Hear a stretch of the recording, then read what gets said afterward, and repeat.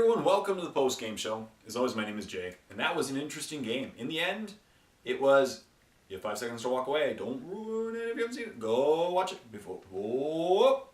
Tyranids won.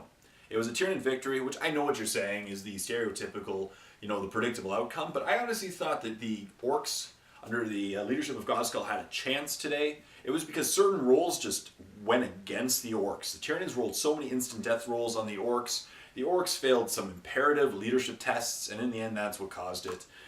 It was actually very close. If the game continued, I think all the Molochs, or at least two of the Molochs would have been dead. All the Warriors would have been dead. It would have been literally just a handful of models left on the table.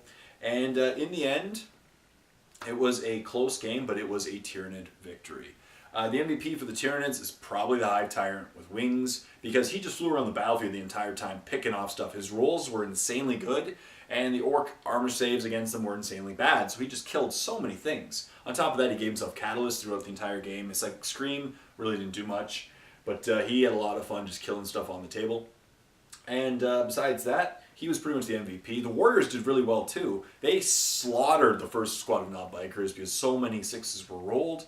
And I honestly thought it was going to be the death of the Knob-Bikers after that first wave, but then the Orcs came back and the Knob-Bikers' second wave came in and destroyed pretty much everything in their way. It was pretty insane. So that was cool. For the Orcs, definitely the MVP were the Knob-Bikers. They are hard-hitting. The only problem is with the new Orc Codex, or Codices, is that they're really big of a glass hammer. They hit hard, but man, do they not withstand anything. Now that you can't get an invul in close combat with the new Orc Codices, it's really hard because they have a 5-up Feel No Pain, but they have a 4-up armor save. Most nasty things in close combat will go through their armor save, and then they have a 5-up Feel No Pain, but you can't really rely on a Feel No Pain to save you. So they die very quickly, and as we saw here, Bone Sword plus Toxin Sacs on a Warrior equals a dead Knob-Biker. But of course, a Power Claw on a Knob equals a dead Tyranid Warrior. So that's why I was kind of curious about this particular matchup. And it was a lot of fun. So I had a great time playing. I love playing these games. I'm going to keep doing the J vs. J Battle Reports. Obviously, I still wish for opponents. If you want to play against me, if you're in the Peterborough area, contact me at j@jdidproductions.com or contact me via my Facebook page. I would love to play against you. I really hope you enjoyed this J vs. J Battle Report. Anything I would have done differently, I pretty much knew what I was doing because I was playing against me.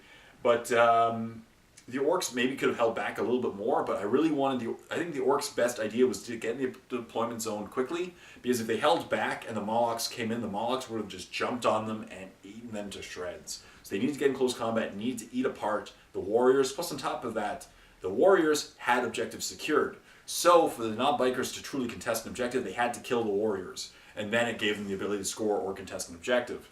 Versus on the Orc side, the benefits of the Godskull Thraka Codex really aren't amazing.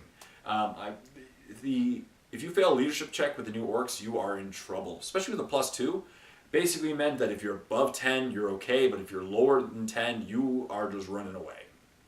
And that's essentially what happened. As you saw, that first squad just kind of ran off the table pretty easily.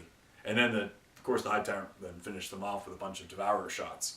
So Orcs are very fragile in this new codex. They need invuls for shooting. That's why you need the big mechs. I love them so much. And in close combat, they are really, really squishy. Really, really squishy, I find. Yeah, but I'm going to keep playing them. I love Orcs. I love Tyranids. Stay tuned for more battle reports. I promise in the future there will be opponents. I will try my best. So stay tuned for more battle reports. As always, my name is Jay. Tonight's name is Jay saying, happy painting.